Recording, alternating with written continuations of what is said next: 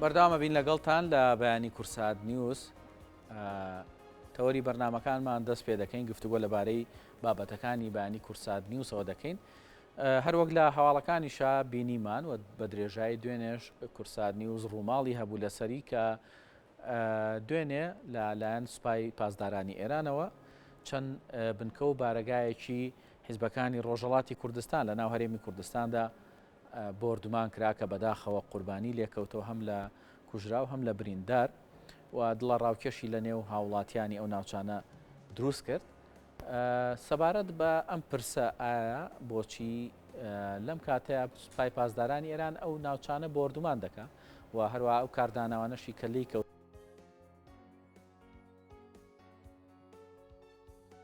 ئێمە گفتوگۆی لەبارە بکەین لەگەڵ بەڕێز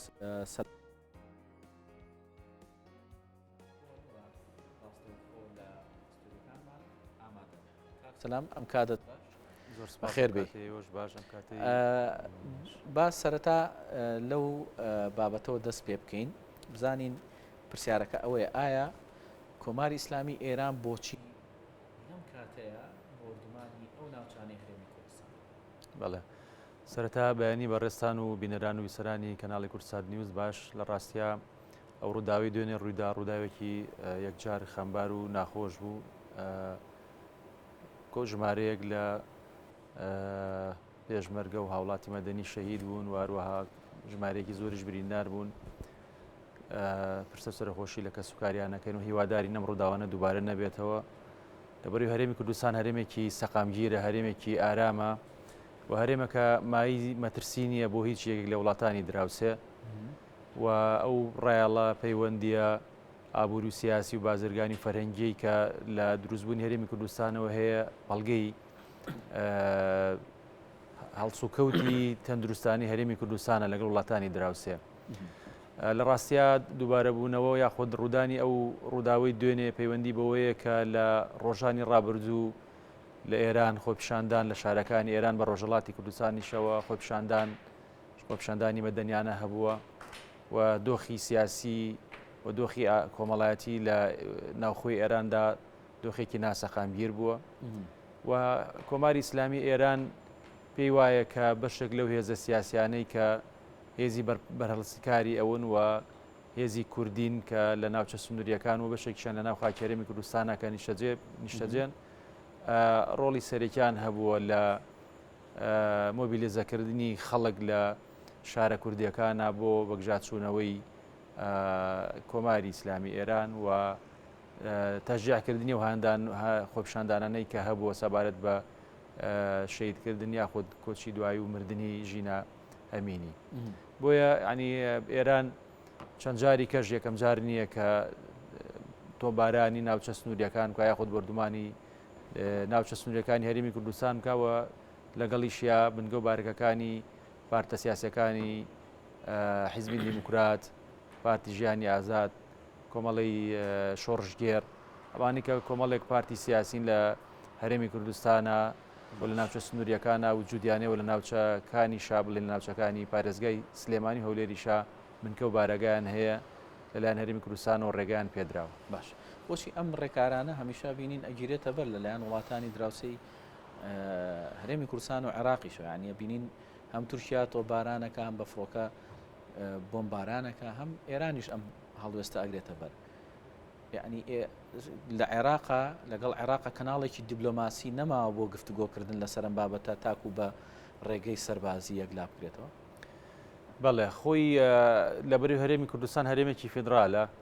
و هەروەها دەوڵەت نییە یعنی سیادی نێودەوڵەتی و سەروەری نێودەوڵەتی خۆی نییە و ئەندام نییە لە محافلی نێودەوڵەتی لە چوارچۆی سەروەری عێراق لە چوارچەوەی سەروەری عێراق بۆ خۆتان نەزان عێراق دەسەڵاتی مرکزی بەو شێوەیە نەماوە و بۆ خۆتان دەنگژە و خێرانەکان لە ناوخۆی عێراقدا دوای هەڵبژاردنە پەرلەمانیەکانی عێراق تاوەکو ئێستا بەردەوامە و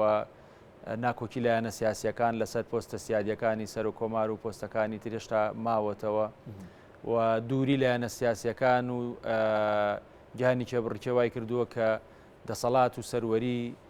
عێراق بەسەر پەیوەندیەکانی لەگەڵ وڵاتانی دراوسێ لاواز بێ وەر ئەمە شەوای کردو کە وڵاتانی دراوسێ هەرێکە لە ئێران و تورکیا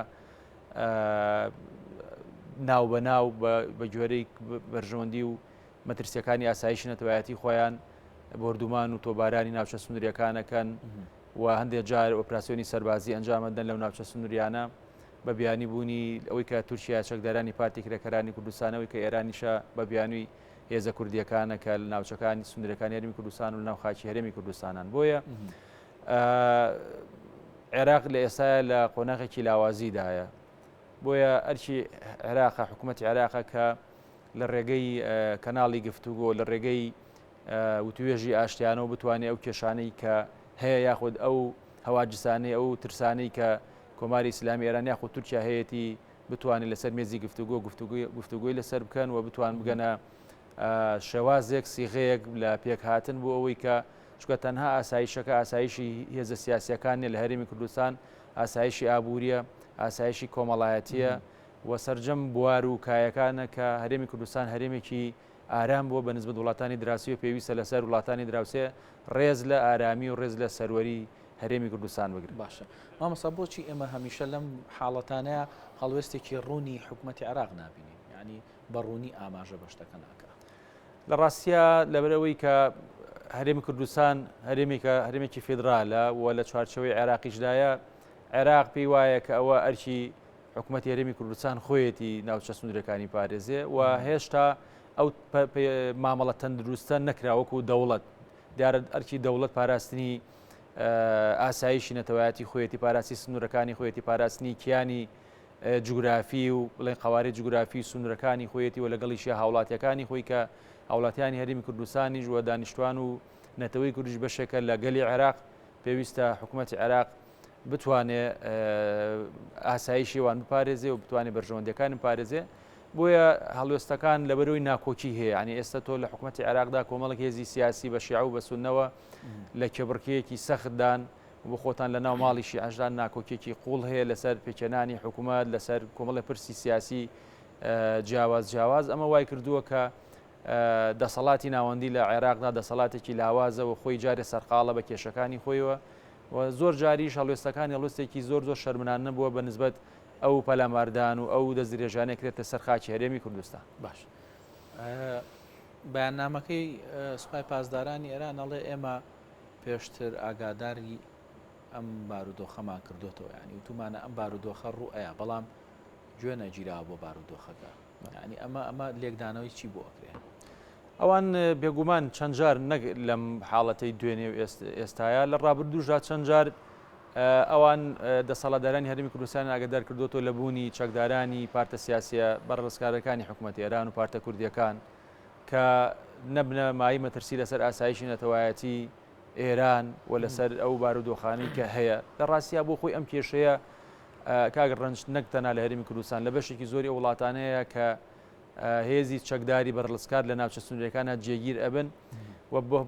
بەهۆی بڵین کەم توانایی دەسەڵاتدارانی و ناوچەیە بەسەر کۆی ناوچە سنووریەکانەوە ئەمە وای کردووە کە کۆنتترۆلکردنی یاخود ئاگادار لێبوونی تۆزێ زەحمەت بێ هەر ئەمە شەواکە کە پارتە سیاسیەکان دژار چالاکی لەو ناوچە سنووریانە ئەنجامەدەن دژ بە دەسەڵاتدارانی وڵاتی کە نەیار و بەرەڵسکاری سیاسین کێشە بۆ ئەو وڵاتەش دروستکە یاخود بۆ هەرێمە دروستکە کە ئەو پارتە سیاسیێنیتیای ئەمە کێشەیەکی گەورەیە بۆیە ئەویان حکوومەتی هەرێمی کوردستان ڕەنگە خۆی ئاگادار بێت تا چەند کۆماری ئیسلامی ئێران بەر لەم بردومانە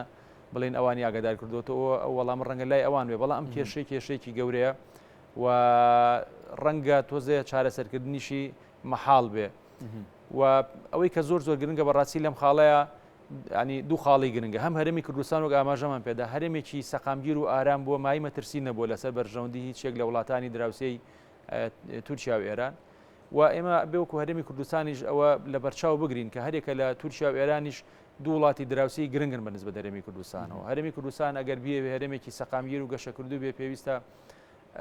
ڕەچاوی پەیوەندی بازرگانی و سیاسی و ئابوووریەکانی خۆی لەگەڵ هەرێکە لە تورکیا و ئێران نابکە ئەم دوو وڵاتە لەسەر ئاستی نێودەوڵەتی و جیهانی و هەرێمیش ڕۆڵ و گرنگیان هەیە و ئەرچی ئێرانە ڕێز لە سەروەری خاکی هەرێمی کوردستان بگرێ ڕێز لە پەیوەندی مێژووی هەرێمی کوردستان بگرێ و ڕێز لەوەش بگرێت کە هەرێمی کوردستان بازاڕێکی گەورەی بۆ ساختکردنەوەی کاڵەکانی و قوارەی بازرگانی هەتا دێ لە قواری بازرگانی نێوان ئێران و هەرێمی کوردستان فراوانتر دەبێ و هەرێمی کوردستانیش پێویستە باشتر مەسەلەن لەم ڕووداوانە هەڵوێستی باشتر بنوێنێ ڕوونتر بنوێنێ لەبەرەوە بەو شێوەیە پەلاماردان و بە ئامانجگرتنی خەڵکی مەدەنی لەگەڵ بنکەوبارەگای پارتە سیاسیەکان ئەمە بۆ خۆی مەترسی زیاتر دروستەکان لەسەر ترسی خەڵک لەسەر ئاسایشی خەڵک ئەمانە پێویستە هەموو پێداچوونەی پێدا بکرێەوە لە ڕێگەی بوونی کونسڵخانەکانی وڵاتی ئێرانەوە لێرە ئەو ناڕزایی و جۆرێک لە تەفاهمێک تێگەیشتێک دروست بکرێت کە ئێران وڵاتی ئێران ڕێز لە هەرێمی کوردستان بگرێ زیاتر. بەڵێ مامۆستا سەبارەت ئەمە سەبارەت بە ئێرانەوە سەبارەت بە تورکیا کە ڕۆڵیان چی بێ و چۆن مامەڵە لەگەڵم دۆخیا بکەن بەڵام سەبارەت بۆوانی کە لە هەرێمی کوردستانن و هێزە سیاسیەکانی پارچەکانی تری کوردستان هەم ڕۆژهەڵات هەم باکوور ئەمان چۆن بتوانن یعنی مامەڵەیەکی واتەن دروست بکەن کە هەم زیان بە خۆیان نەگەێنن هەم زیانیش بە هەرێمی کوردستان نەگەێنن. لە ڕاستیە چ ئەو پارتی کرێکارانی کوردستان کە هێزێکی کوردی بەرڕسکاری تورکیا چ پارتە سیاسە کوردیەکانی کۆمەڵە و دیموکرات و کۆمەڵی هێزی سیاسی ترکە نەیاری ڕژێمی بڵێن کۆماری ئیسلامی ئێران و لە هەرێمی کوردستانان پێویستە هەستیاری پێگەی هەرێمی کوردستان لە پێشاو بگرن پێویستە ینی هەستیاری ئەو بارودۆخە سیاسیانەی لە هەرێمی کوردستان کە لە ململانەیە لەگەڵ دەسەڵاتی ناوەند لە عێراق لەگەڵ پارتە سیاسیەکان و هێزە سیاسیەکان لە عێراقدا کە لەسەر کۆمەڵێک کێشەی سەرەکی کە هێشتا چارەسەر نەبووە بڵێن نەو مادەی نەوت و غازە مەسلەی بودجەیە مەسلەی هێزی پێشمەرگە و زۆر شتی ناوچی جێناکۆکە کە مادەی سەوچ لە تا ئێستا جێبەجێ نەکراوە هەرێمی کوردستانیش بۆ خۆی بەدەست کۆمەڵی گیر و گرفتەوە هێشتا لە چوارچەوەی عێراق و لەگەڵ هێزە سیاسیەکانی عێراق چارەسەری ئەو کێشانەی چارەسەر نەکردووە بۆیە ئەو هێزە سیاسیانش پێویستە ڕەچاوی هەستیاری بارودۆخی هەرێمی کوردستان بکەن و پاسا و بیانیوک نەدەنە دەست هەرێکە لە وڵاتانی تورکیا و ئێرانەوە بۆ ئەوەی سەروەری خاکی هەرێمی کوردستان پێشێل بکەنە وڵاتانە و بردومانی ناوچە سنووریەکان بکەن و ناوچە مەدەنی نشینەکان بکەن ئەمە خاڵێکی گرنگە بەس بە نسبەت هێزە سیاسیەکە چونکە هەرێمی کوردستان ینی سەرباری سەرنج و تێبینی و ڕەخنە لە هەندێک حاڵەتدا ینی ناوچەیەکی ینی پەناگەیەک بۆ هێزە سیاسیانەش وە لە زۆر لایەنی لۆجستی لە زۆر لایەنی تری شۆهەرێمی کوردستان هاوکاری کۆمەکی کردوون و بەشێکیان نوێنەرایەتیان هەیە و بەشێکیان بارگای سیاسیان هەیە و بە چاودێری هەرێمی کوردستان و پارتە سیاسی پێکەنەرەکانی هەرێمی حکوومەتی هەرێمی کوردستان بەشێکیان لەو ناوچانە جێگیر بوون و هاوکاری ئەکرێن و پێویستە ئەوانیش ینی هەستیاری بارودۆخی هەرێمی کوردستان لە پێشاو بگرن پاساوێک و گوتمان نەدەنە دەسەوە کە ئەو وڵاتانە سەروەری خاکی هەرێمی کوردستان چ لە ئاسمان بێ چ لە زەمینی بێ پێشێل بەڵێ مامەسا شتێکی تر کە ینی ئەو بردمانانەی دوێنێ پێمانەڵێ ئەم جاریان بردمانەکان لە قوڵاییان ینی لە قوڵایی هەرێمی کوردستانان یعنی ئەوی کە زۆر جار ئێمە ئەیبینین بردمانەکان لەسەر سنوورەکانی هەرێمی کوردستانە بەڵام ئەم جاریان لەناو قوڵایی هەرێمی کوردستانە ئەمە تا چەند کاریگەری لەسەر یعنی ئاسایش و سەقامگیریەکە لە هەرێمی کوردستانە چونکە خۆتە زانیە و بارەگانە هەمویان لە شوێنەکانی نزیک شارەکان بوون لە سلێمانیش و کۆیش و هەولێریش لە ڕاستیا خۆی ئەو کردەوەی کە دوێنێ کۆماری ئیسلامی ئێران ئەنجامیدا ینی هەوڵدان و بۆ هەناردەکردنی قەیرانەکانی ناوخۆ بۆ دەرەوەی خۆی بۆ خۆتان نەزان ئێستا ینی هەتام لەحزەیە خۆی پیشاندان لە ئێران لە بەشێک لە شارەکان بەردەوامە و ئەمە وای کردووە کە جۆرێک لە نەساقامگیری لە ناوخۆی کۆماری ئیسلامی ئێران دروست بکە ئێران ینی ئەمانگاوەی وەکو جۆرێک لە تەزدیری ئەزەمات و هەناردەکردنی قەیرانەکانە بۆ دەرەوەی خۆی و جۆرێکیش لەوەی کە یەکلاکردنەوەی بڵێن ئەو پاڵنەرەکانی فاکتەرەکانی پشتخۆپیشاندانی ئێرانە کە ئەو بەم کردەوەی دوێنێ بم پەلاماردانەی دوێنێ و بم بەردومانە کە ئەوێت بڵێ ئەوە هێزە سیاسە کوردیەکانن کە لە هەرێمی کوردستانە نیشتەجێن یعنی داڵدەی تەعبیعی خەڵکەکەن لە شارە کوردیەکان و لە بەشێکی زۆر لە ناخۆی ئێرانە بۆ ئەوەی خۆپیشاندان دژی سیستەمی سیاسی لە ئێرانە بکەن و شێوەی ئارامی بنێنەوە بۆیە ئەو پەیامە و پێشتری ژەمە یەکەم جار نییە کە لە ناو قوڵایی خاکی هەرێمی کوردستانە چ ئێران بێت چ تورکیا بێ ئەم کرداوانە ئەنجام بە و پێشتریش دراوە لە بارەگای پارتە سیاسیەکان و بەشێک زۆر لە سەرکردەکانیان کوژرا و شەید کراون ئەمە ینی ئێران پەیامێک بوو کە ئێمە دەستەوسان نین لە بەرامبەر پەلاماردان و بە ئاماجگرتنی هەر هێزێکی سیاسی نێاری ئێران کە بیەوێ مەترسی دروست بکات لەسەر ئاسایش نەتوایەتی وڵاتەکەمان مەترسی دروست بکات لەسەر سەقامگیری لە هەمان کاتیشە بەڕاستی ئەو جۆرە پەلاماردان و بردومانانە بە دڵنیاییەوە ئاسایشی کۆمەڵایەتی خاتە مەترسیەوە لە هەرێمی کوردستان جوڵەی بازرگانی خەڵک جوڵەی کۆمەڵایەتی خەڵک و جوڵەی وەزیفی خەڵک لەو ناوچانە خاتە مەترسیەوە ترس و دڵڕاوشیە دروستەکە ئەرچی کۆماری ئیسلامی ئێرانە ڕێز لە هاوڵاتیانی هەرێمی کوردستان بگرێ ڕێز لە سیستەمی سیاسی لە هەرێمی کوردستان بگرێ ڕێز لە ئیداری هەرێمی کوردستان بگرێ لەبەر ئەوە وەک باسم کرد هەردوو لا پێویستیان بە یەکتریە چه ئێران پێویستی بە هەرێمی کوردستانی چه هەرێمی کوردستانیش پێویستی بە هاوسەیەتی و پەیوەندی سیاسی و بازرگانی و ئابووری و فەرهەنگی لەگەڵ ئێرانە هەیە و بە بڕای منش لە ناوخۆی ئێرانیشدا باشترین چارەسەر گفتوگۆ ئاشتیە بۆ چارەسەرکردنی کێشەی کورد لە وڵاتە ئێمە ئەزانین و لە دێر زمانەوە کێشەی کورد لە وڵاتانی تورکیا و ئێران و سووریا و عێراقدا کێشەیەکی چارەسەر نەکراو بووە بە زۆر کارەسات و ڕووداوی خوێنایی بە دوای خوای هێناوە تاوەکو ئێستش یعنی لە بەشێک لە وڵاتانە دان بە مافی کووردە ناندرێ بە بڕای ئێمە چ بۆ کورد خۆی کە لەم قۆناغە مێژوویە پێویستە کێشەی کورد لە چوارچۆی وڵاتانە چارەسەر بکرێ بە گفتوگۆ و بۆ ئەو وڵاتانش بیانەوێ یەک پارچەی خاکی خۆیان بپارێزن بیانەوێ سەقامگیری سیاسی و ئابووری و کۆمەڵایەتی و ئاسایشی خۆیان پارێزن پێویستە کێشەی کورد لە وڵاتەکانیان چارەسەر بکەن لەبەرەوەی کێشەیەکی ڕەوایە و پێویستە بتوانرێت لەسەر مێزی گفتوگۆ ئەو کێشانەی کە هەیە چارەسەر ئەو داوانەی هەیە کە داوای ڕەوای نەتەوەی کوردن بتوانرێت بە گفتوگۆ چارەسەر بکرێت بۆ ئەوەی هەموو گەلانی ناوچەکە بە ئاشتی و ئارامی پێکەوە بشی. بڵێ مامۆستا شتێکی تر کە پێشاتێکی تا ڕادەیەک نوێیە ئەویژەوەیە کە ئەمریکا لە بەیاننامەی هەم وەزارەتی دەرەوەی ئەمریکا و هەم بڵێن ئەوەی باڵۆزخانەی ئەمریکاش لە عێراق قونسڵخانەی ئەمریکا لە هەرێمی کوردستان باسییان لەوە کردووە کە ئەمە پێشێلکاری تەواوەتی سەرۆری خاکی عێراقە لە بەشێک لە بەیاننامەکە باز لەوەکەن کە ئەمریکا چیتر ڕازی نابێ بەوەی کە بڵێن ئاسمانی هەرێمی کوردستان یا خاکی هەرێمی کوردستان ببەزێندێ ینی پێ وایە لەمە دووە ئەم بابەتە زیاتر قوڵە بێتەوە یاخود زیاتر ئەمریکا دێتە ناو ئەم ململانی و ئەم بابەتە و ڕێگری لە هێرشەکانەکە چونکە دوێنێش لە ڕێگەی هەر لە بەیاننامەیەکی ڕسمی وەزارەتی بەرگری ئەمریکا ئاماژێ بۆ کردو کە هێزەکانیان درۆنێکی ئێرانیان لە هەرێمی کوردستان خسۆتە خوارەوە. بەڵێ خۆی ئەو هەڵوێستەی ئەمریکا بەشێکی پەیوەندی بە پاراستنی بەرژەوندەکانی خۆی هەیە بۆ خۆتان لە ڕابردووە چەند جار پەلاماری قونسڵخانەی ئەمریکا لە هەولێر دراوە و بەرژەوندەکانی ئەمریکا لە هەرێمی کوردستان لە چەند شوێنێک بە ئامانجی گیراوە ئێران بە ئاشکرانەی شاردۆتە یاخود بەشێک لەو گروپانەی کە نزیکن لە ئێرانەوە یاخود نەیاری وجودی ئەمریکان لە ڕۆژەڵاتی ناوەڕاست و لە عێراقدا بە ئامانجی گیراون و لە بەیاننامەی خۆیانە بە ئاشکرا ڕایان گەیاندووە بۆیە ئەمریکا هەرێمی کوردستانی بەلاوە گرنگە لەبەرەوەی هەرێمی کوردستان تام لەحزەیە هەرێمێکی ئارامتر بووە بە بەراورد بە ناوچەکانی تری عێراق و تقریباً لە دامەزراندنی هەرێمی کوردستانەوە ئەمریکا دامێکی گەورەی هەرێمی کوردستانی کردووە و